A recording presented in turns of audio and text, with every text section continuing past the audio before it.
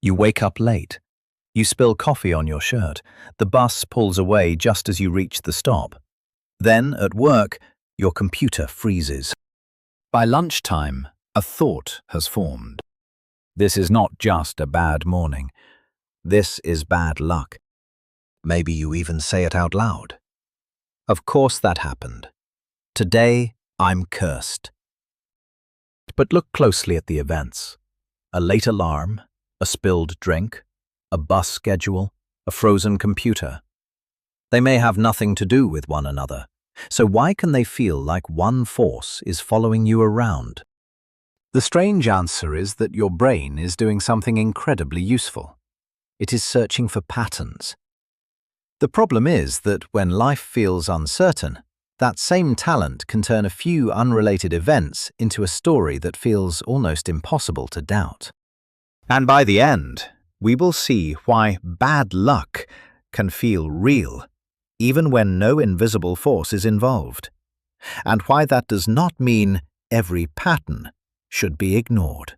Your brain is a cause-finding machine. If you touch a hot pan and get burned, connecting those two events helps you survive.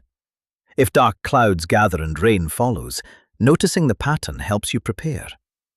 A world with no patterns would be terrifying, because you could never learn what to avoid or what to do next. So the brain is biased toward asking, what caused that?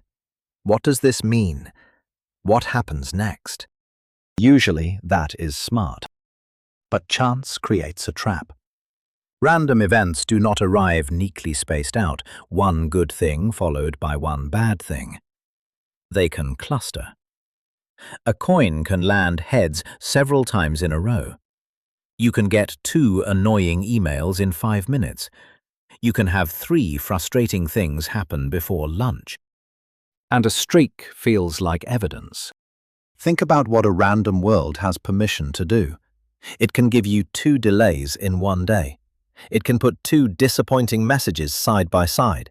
It can produce 5 heads in a row, then another head after that. Random does not mean evenly mixed. It means no hidden plan is choosing each result. That is hard to feel from the inside, because the brain does not experience a day as a spreadsheet. It experiences a day as a sequence. The first bad event changes your mood. The second seems to confirm the first. By the third, you are no longer just noticing events. You are predicting the next one. And prediction is where coincidence becomes a curse. Psychologists studying random sequences have found that people often expect more switching and less repetition than chance actually produces. In other words, a real random sequence can look suspiciously streaky to us. We tend to imagine randomness as a smooth alternation: good, bad, good, bad. But nature has no obligation to arrange the day so neatly. This does not mean statistics can explain away everything. A repeated problem may be telling you something useful.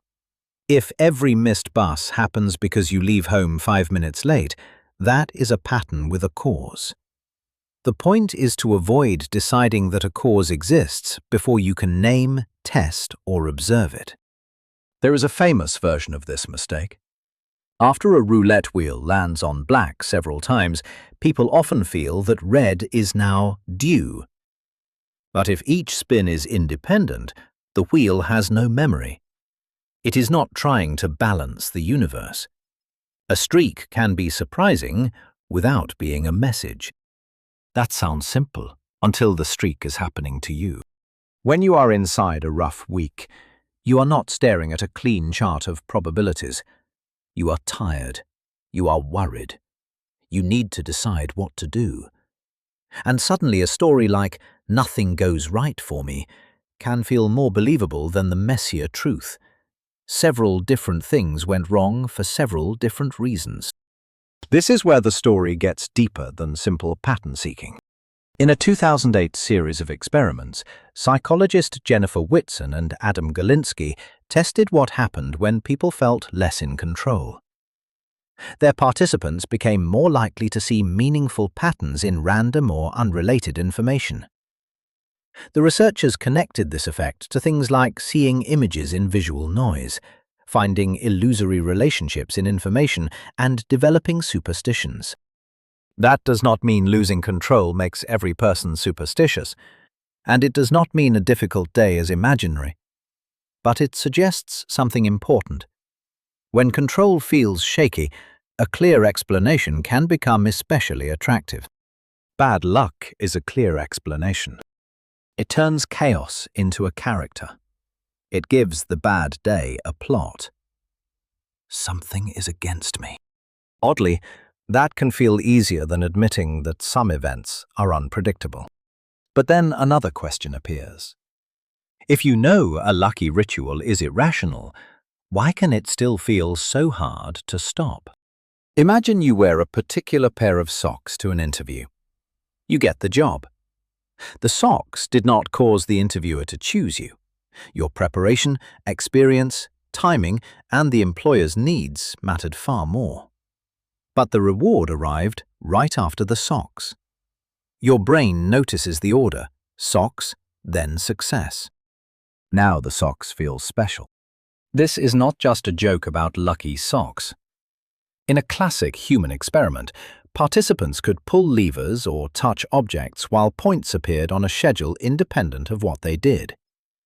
A few participants developed persistent, ritual-like patterns of action anyway. The effect was not universal, but it demonstrated a powerful possibility. When an outcome appears after an action by chance, the brain can learn a connection that is not actually there. That is why one lucky ritual can survive 100 ordinary days. You do not need a ritual to work every time. You only need it to seem connected once, at exactly the right emotional moment.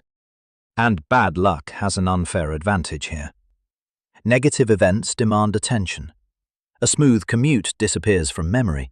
A missed train becomes a story. 10 ordinary mornings can feel invisible next to one morning where everything breaks at once. So the brain collects the evidence that fits the story. The cracked screen, the cancelled plan, the strange comment, the second bill. It gives those events a red string. Then it starts looking for the next pin on the board. But here is the important correction. Not every pattern is imaginary. If your car keeps failing, there may be a mechanical problem. If the same kind of mistake keeps happening at work, there may be a system you can change. If bad events cluster around one person, place, or decision, that is not a cue to panic. It is a cue to investigate. The difference is not whether a pattern feels intense. The difference is whether it holds up when you test it. Ask, what is the actual connection? What would I expect to see if this were only chance? Am I counting the times the ritual did nothing? Is there a practical cause I can check? That small pause is powerful. It does not remove uncertainty. It gives you a better kind of control. The ability to separate an omen from a problem you can actually solve. So why does your brain believe in bad luck? Because your brain hates wasted information.